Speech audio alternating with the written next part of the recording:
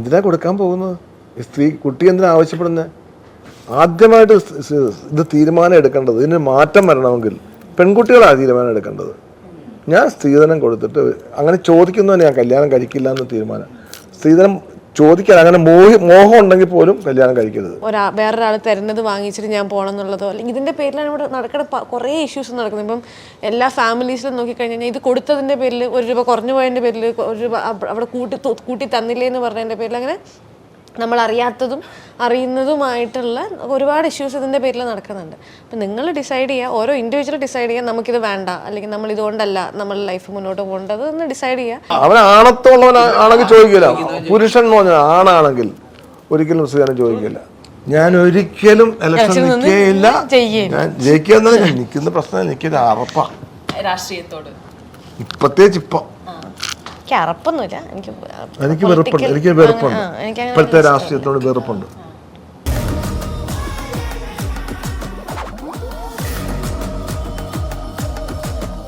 അപ്പോൾ നമ്മൾ നമ്മുടെ സീരീസിൽ വന്നിട്ട് കുറച്ചിങ്ങനെ ഒരു പഞ്ചായത്ത് പ്രസിഡന്റും അങ്ങനത്തെ കുറച്ച് കഥകളൊക്കെയാണ്. അപ്പം നിങ്ങളിലൊക്കെ ഇപ്പോൾ ഇതേപോലെ തന്നെ ഇപ്പോൾ ഒരു ഇലക്ഷനൊക്കെ നിന്നിട്ടൊക്കെ ജയിക്കുകയാണെങ്കിൽ എന്തൊക്കെയായിരിക്കും ചെയ്യുന്നുണ്ടാവുക? ഞാൻ ഒരിക്കലും ഇലക്ഷൻ നിൽക്കുകയില്ല, ഞാൻ ജയിക്കുക എന്നല്ല, ഞാൻ നിൽക്കുന്ന പ്രശ്നം എനിക്കൊരു അറപ്പാ രാഷ്ട്രീയത്തോട്, പ്രത്യേകിച്ച് ഇപ്പം എനിക്ക് അറപ്പൊന്നുമില്ല, എനിക്ക് വെറുപ്പുണ്ട്, എനിക്ക് വെറുപ്പുണ്ട്, ഇപ്പോഴത്തെ രാഷ്ട്രീയത്തോട് വെറുപ്പുണ്ട്. എനിക്കങ്ങനെ വലിയ ഇഷ്ടമല്ല ഇലക്ഷൻ ഒന്നും പോയി നോക്കാൻ.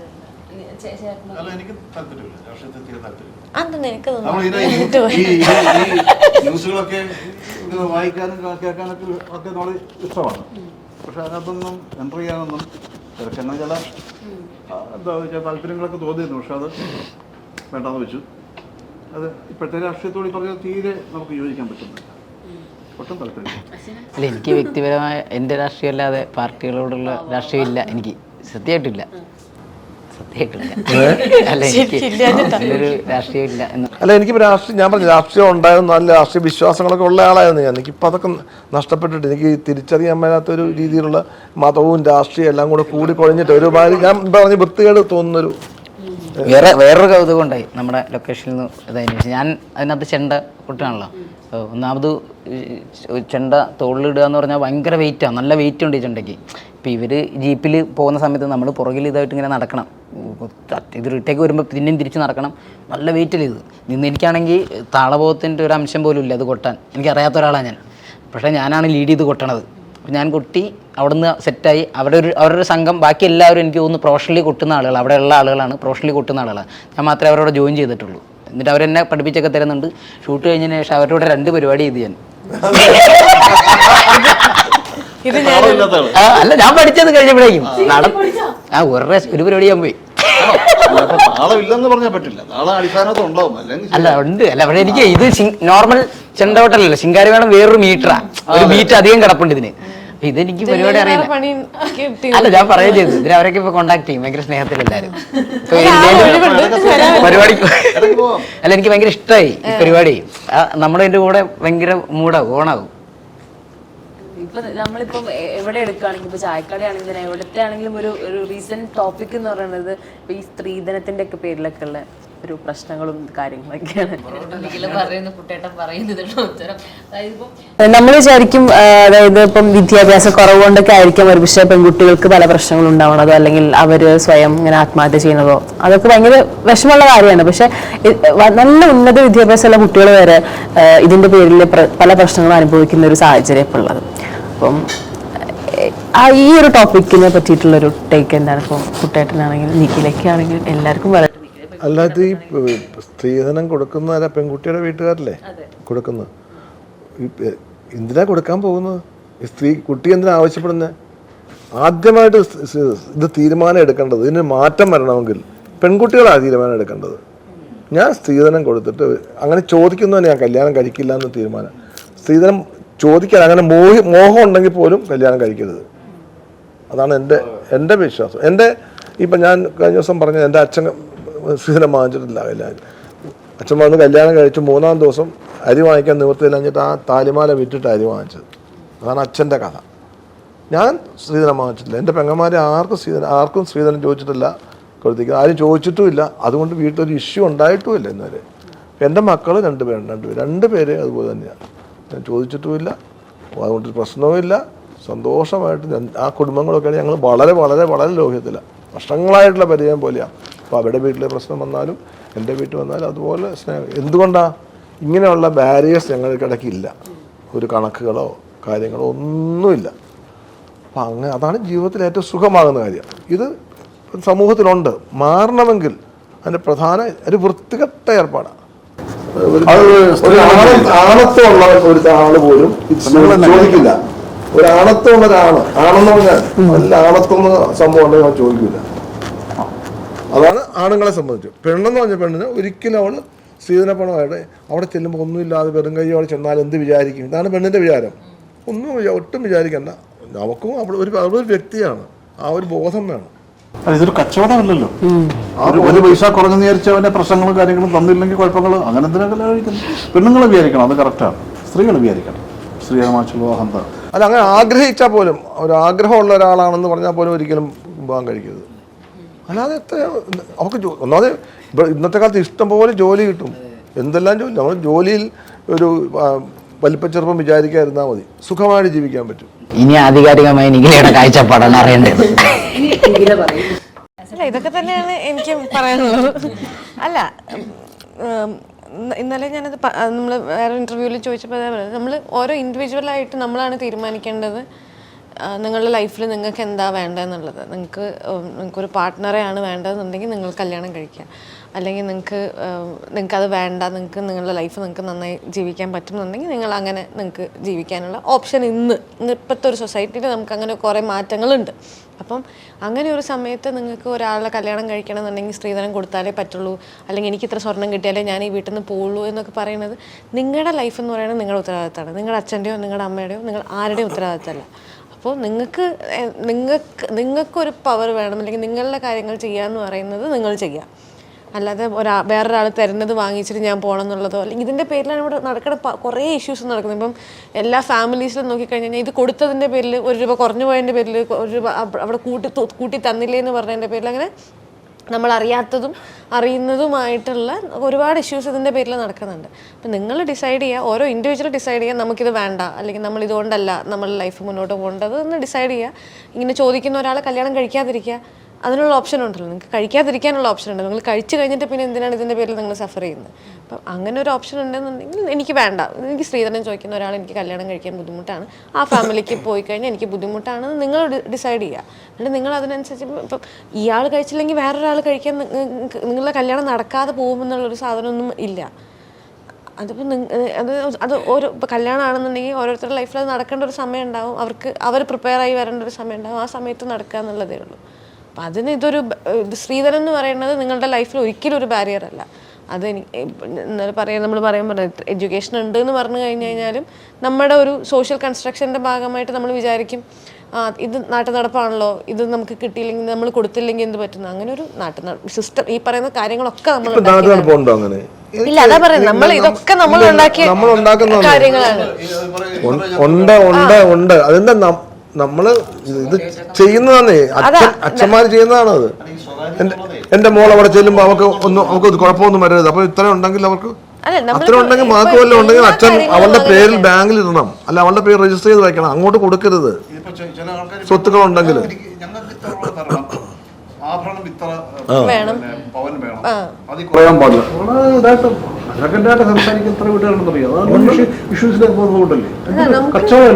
ദ്രോഹമാണ് ചെയ്യുന്ന കുറഞ്ഞു കഴിഞ്ഞാൽ വീട്ടിൽ വന്നാൽ പിന്നെ പീഡനങ്ങളാണ്. പിന്നെ ഏറ്റവും വലിയ രസം എന്താണെന്ന് വെച്ചാൽ ഈ കെട്ടണ പെണ്ണിനോ ചെക്കനോ ഇത് നിർബന്ധമില്ല. നിർബന്ധം ഇല്ലാത്തവരുണ്ട്. പക്ഷെ ഈ ചിലപ്പോൾ ഈ പയ്യൻ ഒരു മണ്ണുണ്ടാണെന്നുണ്ടെങ്കിൽ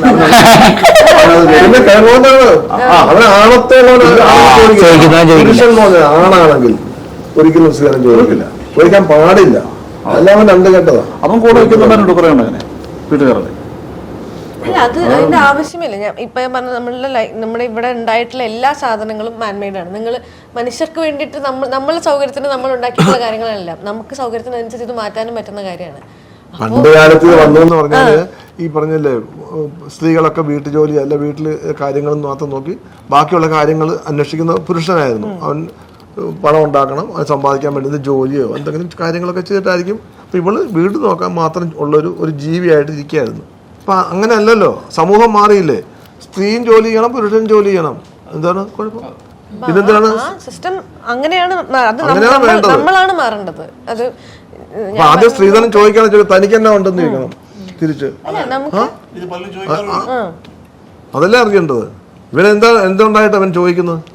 ചോദിക്കുന്നതും കൊടുക്കുന്നതും ഒക്കെ ശിക്ഷാർഹമാണെന്ന് പറഞ്ഞ നിയമം ഇവിടെ ഉണ്ട്. പക്ഷെ എന്നിട്ടും നമ്മളിത് ചെയ്യുന്നില്ലേ? നമ്മളാണ് തീരുമാനിക്കുന്നത്. നിയമത്തിന് നമുക്ക് കുറ്റം പറയാൻ പറ്റില്ല. അങ്ങനെ ഒരു നിയമം ഉണ്ട്, കൊടുക്കരുതെന്ന് പറയാനൊരു നിയമമുണ്ട്. അപ്പൊ നിങ്ങളായിട്ട് തീരുമാനിക്കുക ചെയ്യരുത് എന്നുള്ളത്. സ്ത്രീധനം ഒരു ധനമാണ്. പിന്നെ എന്തിനാ ബാക്കി കാര്യങ്ങളൊക്കെ അല്ലേ? അവർക്ക് ഏതായാലും ഒരു കല്യാണം, എന്തെങ്കിലും അത്യാവശ്യം സ്വർണ്ണാഭരണങ്ങളൊക്കെ ഏതായാലും ഉണ്ടാവും. ഒത്തിരി എല്ലാത്തിനും സ്ത്രീ ധനമാണല്ലോ സ്ത്രീ എന്ന് പറയുന്നത്. അതാ സത്യത്തിൽ കേട്ടത്. അതൊരു മര്യാദയും ഒരു എളുപ്പമില്ലാതെ സ്ത്രീധനം പറഞ്ഞേ. സ്വർണ്ണാഭരണം ഉണ്ടാവുന്നതേ ഇത് തൂക്കി നോക്കുന്നവരുണ്ടെന്ന് പറയുന്നത്. ഒരച്ചു നോക്കും, തൂക്കി നോക്കുകയോ ചെയ്യുന്നു. അവനോട് എങ്ങനെ കിടക്കും? ഞാൻ ഇങ്ങനെ ചോദിക്കുന്ന ഒരുത്തന്റെ കൂടെ എങ്ങനെയാ ഒരു പെണ്ണ് പോയി കിടക്കും? എന്നിട്ട് പോകുന്നവരുണ്ട് ഇതറിഞ്ഞിട്ട് പെണ്ണുങ്ങൾ വീട്ടുകാരൊക്കെ. പിന്നെ അവിടെ എന്താ പ്രണയം, എന്താ ഉള്ളത്? എന്താ സ്നേഹം എന്ന് പറയുന്നത്? അങ്ങനെ സംഭവം ഇല്ല. അപ്പം അല്ലേ? 2 minutes silence. ഇനി എന്താ വെച്ചാൽ ഇപ്പൊ പരസ്പരം നിർത്തണോ? അതായത് ഇപ്പം അല്ല, ഇത് ബേസിക്കലി ഞാൻ ഇവർക്ക് വേണ്ടി ഇന്റർവ്യൂ ചെയ്യുന്നതാണ്. ഇത് എന്റെ ചാനലല്ല. അല്ല, ഞാൻ കല്യാണം കഴിച്ചതാ. ഞാൻ കഴിച്ചതാ. പിന്നെ ഇല്ലില്ല. ഈ ഇന്റർവ്യൂന്റെ ഈ ഇന്റർവ്യൂ വൈറലായതിന്റെ ഷെയർ അടിപൊളി. ഞാൻ എന്താ വെച്ചാൽ ഇപ്പൊ ഒരു കാര്യം പറയട്ടെ, ഇത് പറഞ്ഞോണ്ട് പറയാൻ കേട്ടോ.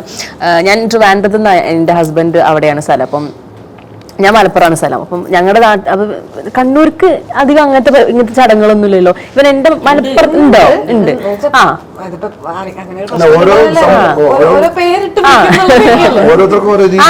ഹിന്ദുക്കൾക്കും വ്യത്യാസമല്ലേ? ഇപ്പൊ മലപ്പുറത്തുനിന്ന് പറഞ്ഞാൽ അങ്ങനത്തെ ഒരു ചടങ്ങൊന്നും ഇല്ല. ഇപ്പൊ പൈസ കൊടുക്കലോ സ്വർണം കൊടുക്കുക അങ്ങനെയൊന്നും ഞങ്ങൾക്കിടയിൽ ഇല്ല.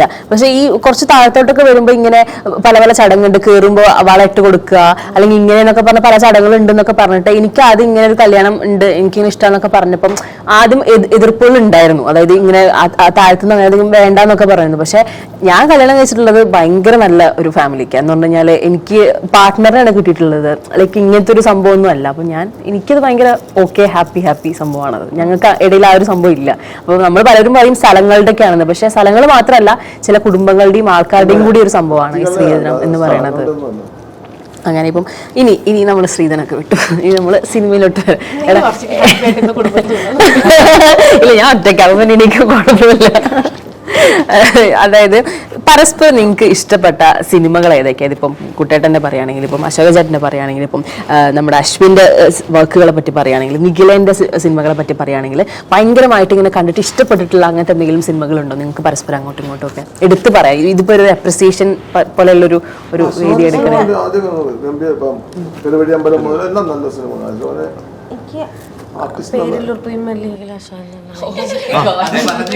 ഗംഭീരമാണ്.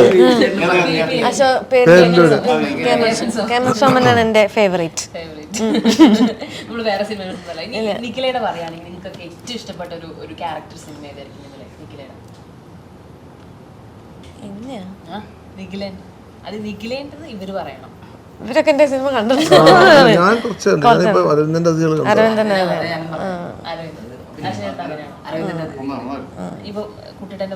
കുട്ടേട്ടന്റെ പൂക്കാലം എനിക്ക് ഇഷ്ടാ.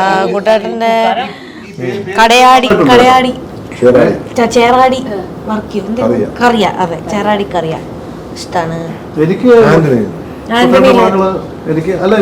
എല്ലാ പടവും ഇഷ്ടമാണ് കുട്ടേട്ടൻ്റെ പടങ്ങൾ. പ്രത്യേകിച്ച് എടുത്ത് പറയാനുള്ളത് ഒന്ന് മറ്റേ ഈ പടം കഴിഞ്ഞ മുമ്പ് വന്ന അതല്ലേ, അതിനുമ്പ് ഉള്ള പെട്ടെന്ന് പൊറിഞ്ചു മറിയാം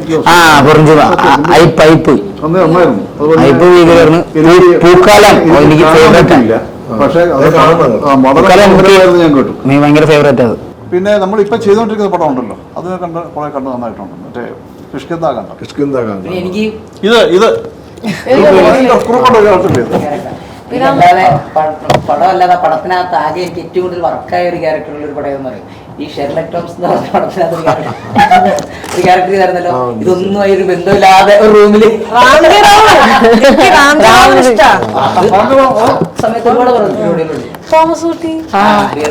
ഞങ്ങൾ ആക്ച്വലി നമ്മുടെ ഫേവറേറ്റ് പരിപാടി ഇന്നലെയും കൂടി അത് ചെയ്തിട്ടുള്ളൂ. അതായത് സ്റ്റാർ സിംഗറിൽ അതിന്റെ ഒരു വീഡിയോ ഞങ്ങൾ ചെയ്തിട്ടുണ്ടായിരുന്നു. എന്ന് പറഞ്ഞാല് നിങ്ങൾ 4 പേരും മതിലിന് നോക്കുന്ന രംഗവും പിന്നെ അതിനുശേഷം അതില് സംഭവമൊക്കെ ഞങ്ങൾ ഇന്നലെ വെറുതെ അവിടെ ചെയ്തിട്ടുണ്ടായിരുന്നു. നിങ്ങളിപ്പോ പ്രവർത്തിച്ചു ഇന്നലെ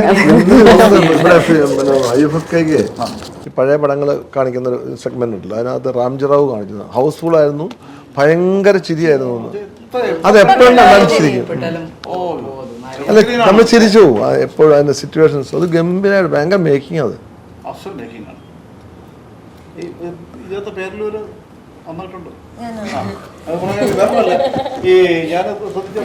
അല്ല, സട്ടിലായിട്ട് പല അത് കാര്യം ഇത്രയും നമ്മൾ പൊട്ടിയായിട്ട് അഭിനയിച്ചിരിക്കുന്നു. അത് സീനുകളൊക്കെ ഉണ്ടല്ലോ. അല്ല, നിഷ്കളങ്കൊക്കെ ആയിട്ട് കുറെ ഒന്നും അറിയാൻ മേലാത്ത പലപ്പോഴും എനിക്ക് ഞാൻ ഇങ്ങനെ നോക്കുമ്പോൾ ചില ഒന്നും അറിയാൻ മേലാത്ത എനിക്ക് ഞാൻ ഇവളാണിത്. ഒരുപാട് സീനുകളിൽ എനിക്ക് റിയാക്ഷൻസ് ആണ് കൂടുതൽ. അപ്പൊ ഞാൻ പ്രവീൺ ചേട്ടനോട് വേണ്ടിയിരിക്കും ഞാൻ എന്താണ് പറഞ്ഞിട്ട് സ്ഥിരം ഇതിങ്ങനെ വന്നിട്ട് ഇവിടുന്ന് അങ്ങനെ അവിടെ നിന്ന് ഇങ്ങനെയൊക്കെ പറഞ്ഞു ഞാൻ എന്താണ് സ്ഥിരം സ്ഥിരമാണ് എപ്പോഴും ബുദ്ധിയില്ലാത്ത പോലെ അഭിനയിക്കാൻ. മറ്റേ ഭയങ്കര ഇന്നസെന്റ് ആയിട്ട് അഭിനയിക്കാൻ വലിയ പാടാണല്ലോ.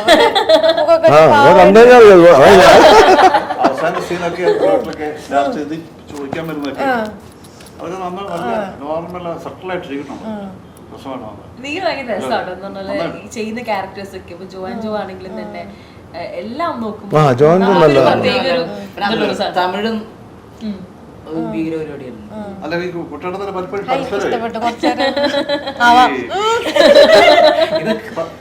പല കാര്യങ്ങളും നമ്മളെ അങ്ങോട്ട് ഇങ്ങോട്ട് വിളിച്ച കാര്യം അത് കൊള്ളാം, അത് ശരിയല്ല എന്നൊക്കെ വിളിച്ച് പറയും. അത് നമ്മൾ ഒരുപക്ഷെ പലരും കാണാത്തൊരു കാര്യമാണ്. അങ്ങനത്തെ അപ്രീസിയേഷൻ കാര്യമുള്ള കാര്യങ്ങൾ അല്ല, പറയാവുന്നവരെ പറയുള്ളൂ. എല്ലാവരും പറയല്ലോ. അതാ പറഞ്ഞത്. എല്ലാവർക്കും ചിലപ്പം പറഞ്ഞാൽ ഇഷ്ടപ്പെട്ട അശോകനോട് പറയും. അശോകന് പറയാവുന്നുള്ള അത് അക്സെപ്റ്റ് ചെയ്യുന്ന ആൾക്കാർ പറയും. എനിക്കിഷ്ടം, എന്നെ പറ്റി കുറ്റം പറഞ്ഞത് ഇഷ്ടം. ഏതെങ്കിലും കുഴപ്പമുണ്ടെങ്കിൽ അതാണ് നമ്മളെ ഗുണം ചെയ്യുള്ളൂ. അല്ല നല്ലതെന്ന് ഒരാൾ പറഞ്ഞത് നമുക്ക് എന്താ ഗുണം, സന്തോഷാ, നല്ല അപ്പം പക്ഷേ അത് ചേട്ടാ അതെങ്ങനെ ആയിരുന്നെങ്കിലോ എന്ന് ചോദിക്കുമ്പോൾ നമ്മൾ എന്താ അങ്ങനെ പറയാൻ കാര്യം എന്നാൽ ആലോചിക്കണമല്ലോ. അതിന് അങ്ങനെ പറയുന്നത് എനിക്കിഷ്ടമാണ് എന്നെ സംബന്ധിച്ചിടത്തോളം. പക്ഷേ ഈ ചേട്ടൻ ആ പടത്തിൽ വരുന്ന സമയത്ത് ഈ അപ്പിയറൻസിലാണ് ഉള്ളത് അല്ലേ? അപ്പം നല്ല ഏജ് ഉണ്ട്, അങ്ങനത്തെ ഒരു പരിപാടിയാണ്. ഞാൻ ആദ്യമായിട്ടാണ് നേരിട്ട് കാണുന്നത്. അന്നാണ് ഞാൻ ആദ്യമായിട്ട് നേരിട്ട് കാണുന്നത് ചേട്ടനെ. അല്ലാതെ നമ്മൾ സിനിമകളിൽ കണ്ടതല്ലാതെ നേരിട്ട് ഇതുവരെ കണ്ടിട്ടില്ല. അപ്പം എൻ്റെ ഒരു ധാരണയിൽ ഏകദേശം ഇങ്ങനെ തന്നെ ആയിരിക്കും എന്നുള്ള. കാരണം അത് കഴിഞ്ഞ് ഞാൻ പിന്നെ നോർമൽ കോസ്റ്റ്യൂമിൽ കണ്ടിട്ടേ ഇല്ല ആളെ. അല്ല, പൂക്കാലം പടം കാണാൻ കഴിഞ്ഞിട്ട് അതിൽ ഇതിലും പ്രായമായിട്ടാണ്. അപ്പൊ ഞാൻ വിചാരിച്ചു ഇങ്ങനെ തന്നെ ആയിരിക്കും. സത്യം പറഞ്ഞ ഇപ്പൊ വന്ന് നേരിട്ട് കണ്ടപ്പോഴാണ് അയ്യോ ഇതില്ല, ഇതിന്റെ നേരെ പുറകിലാണ് കിടക്കുന്നതെന്ന് അറിയുന്നത്. കാരണം അത് കഴിഞ്ഞ് നേരെ അതിലും പ്രായമുള്ള ഏജിൽ എന്നെ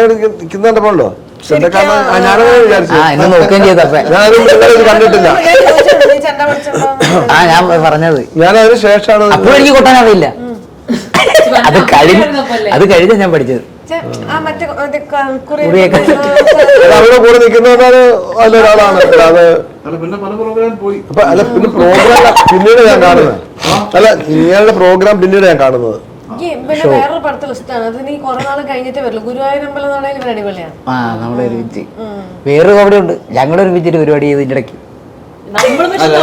ഞാനും വർഷേ വിനീത് ഉണ്ട്. നമ്മളൊന്നും കണക്ഷൻ ഇല്ല. എം മോഹനൻ സാറിന്റെ കൂടെ ഉണ്ട്, അവളുണ്ട്. ഉണ്ടായിരിക്കുക ഡബിങ് ഒക്കെ കഴിഞ്ഞു. പറയാൻ പറ്റില്ല, ആരും നമ്മൾ കണ്ടിട്ടില്ല അവിടെ. പിന്നെ അവസാനത്തെ ചോദ്യമാണ്. അപ്പൊ നമുക്കൊരു ഉഷാറൊക്കെ പറയാൻ ചോദിക്കാണ്. നിങ്ങൾക്ക് ചെറിയൊരു വേദനയൊക്കെ ഉണ്ട്, അതുകൊണ്ട് ഞാൻ പെട്ടെന്ന് തീർക്കാൻ ചെറുതാണെന്നുള്ളൂ. അതായത് നിങ്ങൾ ചോദിച്ചു മേടിച്ചിട്ടുള്ള വല്ല ക്യാരക്ടേഴ്സോ അല്ലെങ്കിൽ സിനിമകൾ എന്തെങ്കിലും ഉണ്ടോ? ചോദിച്ചു മേടിച്ചിട്ടുള്ള, അതായത് എനിക്കിത് ചെയ്യണം അല്ലെങ്കിൽ എനിക്ക് ഇത് ചെയ്യണം എന്നൊക്കെ പറഞ്ഞിട്ട് ഏതെങ്കിലും സിനിമകൾ ചോദിച്ചു മേടിച്ചിട്ടുണ്ടോ?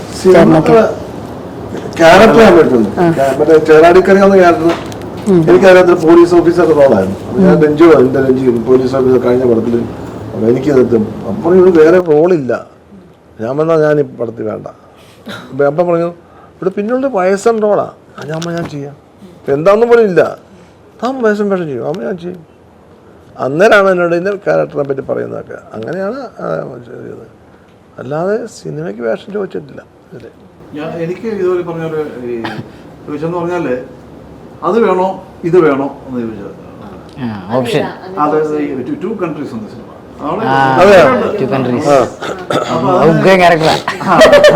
അതപ്പോ റാഫി വിളിച്ച് ഇങ്ങനെ കഥയൊക്കെ പറഞ്ഞു. അതെനിക്ക് എൻ്റെ ക്യാരക്ടർ എനിക്ക് ഇഷ്ടമാണ്. എൻ്റെ ക്യാരക്ടറെ നല്ല എനിക്ക് ഇഷ്ടപ്പെട്ടു. അതെന്നോട് ചോദിച്ചു 2 ക്യാരക്ടറാണ്. അപ്പം അതിപ്പം ഒന്ന് ഈ കാനഡയിൽ പോയി ഇവളുടെ സെക്കൻഡ് സ്റ്റെപ്പ് ഫാദർ ഇട്ടൊരു ക്യാരക്ടർ ചെയ്തത് റാഫി ചെയ്തത്. അല്ല, റാഫി ചെയ്ത് പിന്നെ അടുത്ത ഹസ്ബൻഡാണ്. ആദ്യ ഭർത്താവാണ് ഈ ഇവരുടെ റാഫി. ചമ്പാനായിട്ട് അപ്പൊ അതാകുമ്പോ നരയൊക്കെ വെച്ച് മീശയൊക്കെ വടിച്ച് ഒരു ഇതൊക്കെ ഗെറ്റപ്പ് ഒക്കെ ചേഞ്ച് ഉണ്ട്. പിന്നുള്ള വേണ ഒരു ക്യാരക്ടർ നാട്ടിലെ ഒരു ക്യാരക്ടർ ചെയ്യാം. അതായത് ഈ ദിലീപിന്റെ ബ്രദർ ജഗദീഷ് അഭിനയം ചെയ്തത്. 2 നല്ല ക്യാരക്ടറാണ്. ഏത് വേണോ ചോദിച്ചു. അപ്പൊ ഞാൻ ആലോചിച്ചു, മറ്റേ അമ്പം ഇവിടെയും ഉണ്ട്, കാനഡയും പറക്കണം. അപ്പൊ ഞാൻ കാനഡ ഇവിടെ കണ്ടിട്ട് ഞാൻ പറഞ്ഞു അന്ന് പിന്നെ അതായിരിക്കും. അപ്പൊ ഇപ്പൊ അതിനകത്ത് സ്കോപ്പ് 2 നല്ലതാണ്. അപ്പൊ ഞാൻ വെച്ചപ്പോ ഈ ഗെറ്റപ്പ് ഒക്കെ ചേഞ്ച് നോക്കാം, അതൊരു ആയിക്കോട്ടെ. അങ്ങനെയാണ് അത്. അങ്ങനെ ഏത് വേണമെന്ന് ചോദിച്ചത്. അതേ ഉള്ളൂ എൻ്റെ ഓർമ്മയതേ ഉള്ളൂ. അതേ ചെയ്തിട്ടുള്ളൂ എനിക്ക് തോന്നുന്നത്. ഞാൻ എല്ലാരോടും ചോദിക്കുന്നുണ്ട്, കിട്ടിയതൊക്കെ ചോദിക്കുന്നുണ്ട്, പറഞ്ഞിറങ്ങി ചോദിക്കുന്നുണ്ട്. ഞാൻ ഇപ്പഴാ ചോദിച്ചു തുടങ്ങിയത്. എനിക്ക് ചോദിക്കാൻ ഭയങ്കര മടിയാ. അത് ഉണ്ട് ഉള്ളതുകൊണ്ട്. പക്ഷെ എന്നാലും ഞാൻ മറ്റേ എന്തെങ്കിലുമൊക്കെ എന്നെന്താ വിളിക്കാതെ അങ്ങനെ ചോദിക്കും. ഞാൻ എന്നെന്താ വിളിക്കാതെ അങ്ങനെ ചോദിക്കും. അപ്പൊ ആരെങ്കിലുമൊക്കെ എന്നാ വിളിച്ചേക്കാം എന്ന് വിചാരിച്ച് വിളിക്കും. ആരെങ്കിലും വിളിക്കും എന്നാണ് എൻ്റെ ഒരു പ്രതീക്ഷ. അങ്ങനെ ഇനി വരാനുള്ളൊരു പടമുണ്ട്. പക്ഷെ അത് ഷൂട്ടൊന്നും തുടങ്ങിയിട്ടില്ല. അതിങ്ങനെ എൻ്റെ അടുത്ത് വന്നിട്ട് വെറുതെ നസ്ലിൻ്റെ അടുത്ത് കഥ പറയാന്ന് പറഞ്ഞിട്ടാണ് എൻ്റെ അടുത്ത് എൻ്റെ ഫ്രണ്ടായിരുന്നു. ഇങ്ങനെ കഥ പറഞ്ഞപ്പോൾ ഞാൻ പറഞ്ഞു ഇത് എനിക്ക് തരും, അങ്ങനെയാണ് ഞാൻ നസ്ലിനോട് പറയിപ്പിക്കാം. അപ്പോൾ പറഞ്ഞു എന്നാ അങ്ങനെ തന്നത്. അങ്ങനെ ഒരെണ്ണം ഞാൻ ചോദിച്ചിട്ടുണ്ട്. അതേ ഉള്ളൂ. വന്നാലേ ഉള്ളൂ. എപ്പോഴാണെന്നൊന്നും എനിക്കറിയില്ല. വന്നാ സിനിമയിൽ അങ്ങനെ എനിക്ക് തോന്നുന്നില്ല കേട്ടോ. എന്തറിയോ, പ്രത്യേകിച്ച് എന്നെ ആവശ്യമുണ്ടല്ലേ നമ്മളെ വിളിക്കുള്ളൂ. എനിക്ക് തോന്നുന്നെങ്കിൽ എനിക്ക് ഇത്രയും നാളത്തെ എൻ്റെ ലൈഫ് എക്സ്പീരിയൻസ് എനിക്ക് തോന്നുന്നത് ആവശ്യമുണ്ടല്ലേ സിനിമയെ വിളിക്കുള്ളൂ. നമ്മൾ ആവശ്യം ഉണ്ടെങ്കിലേ നമ്മൾ സിനിമയിൽ നിൽക്കുകയുള്ളൂ. അല്ലെങ്കിൽ നമ്മൾ 40 വർഷമായിട്ട്